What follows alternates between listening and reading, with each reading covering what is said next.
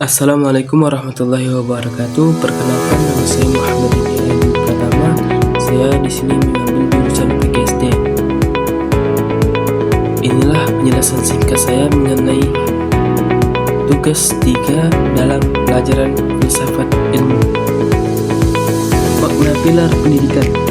Pilar pendidikan menurut UNESCO mengacu pada penyangga yang membangun pendidikan yang terdiri dari pilar learning to know, bahwa pendidikan merupakan prinsip belajar untuk mengetahui hal-hal yang spesifik bagi perluasan cakrawala. Yang kedua, learning to do, bahwa pendidikan seharusnya berprinsip untuk belajar berbuat berdasarkan apa yang telah kita ketahui dan pahami sebagai bentuk dari aplikasi belajar untuk mengetahui sehingga kita dapat bertindak terhadap situasi dan kondisi yang berubah-ubah. Yang ketiga, learning to live together, bahwa pendidikan seharusnya berprinsip belajar untuk hidup berdampingan dalam kerukunan serta memperoleh pengetahuan melalui interaksi sosial dan psikologis. Yang keempat, learning to do, bahwa pendidikan seharusnya menekankan prinsip belajar untuk menjadi diri sendiri, yang mana seseorang dapat mengembangkan potensi dirinya, penilaian dirinya, dan bertanggung jawab pada dirinya sendiri, yang bertujuan untuk kepentingan dan kebutuhan orang banyak. Keempat pilar pendidikan ini secara filosofis merupakan prinsip pembelajaran sepanjang hayat.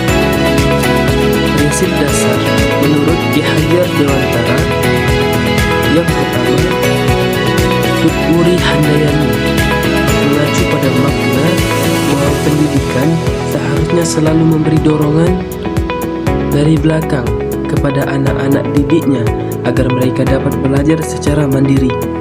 Yang kedua, Ingarso Suntulodo mengacu pada makna bahwa seorang pendidik seharusnya dapat menjadi model di hadapan anak-anak didiknya agar mereka bisa menemukan figur yang layak dan patut dicontoh. Yang ketiga, Ignacio Mangunkarso mengacu pada makna bahwa seorang pendidik seharusnya dapat menjadi pendukung dan pemberi semangat di tengah-tengah anak didiknya agar mereka senantiasa menjadi peserta didik yang percaya diri dan bersemangat dalam melalui proses pendidikan. Manfaat penerapan prinsip tersebut membantu peserta didik berpikir kritis dan mampu memecahkan masalah secara tepat. Selain itu, peserta didik tidak mudah percaya terhadap berita atau informasi yang beredar tanpa memeriksa kebenaran dan validasi sumbernya terlebih dahulu. Hal ini sangat penting untuk meningkatkan literasi digital di era informasi saat ini. Tantangan perkembangan teknologi dan arus informasi yang cepat menjadi tantangan tersendiri. Banyaknya informasi yang tersebar di internet, termasuk berita palsu, hoax, dan informasi yang tidak valid, dapat menyulitkan peserta didik dalam menemukan kebenaran. Oleh karena itu, diperlukan kemampuan berpikir kritis dan literasi digital yang baik untuk menyaring informasi yang diperoleh. Refleksi. Dengan adanya pilar tersebut, peserta didik terdorong untuk berpikir kritis sebelum mengambil keputusan atau menyelesaikan suatu permasalahan. Pilar ini juga membantu peserta didik dalam memilih dan menyaring informasi yang diperoleh, sehingga tidak mudah percaya pada informasi yang belum terbukti kebenarannya. Hal ini penting untuk menjawab tantangan pendidikan nasional di era digital, seperti rendahnya literasi digital dan maraknya penyebaran informasi yang tidak valid.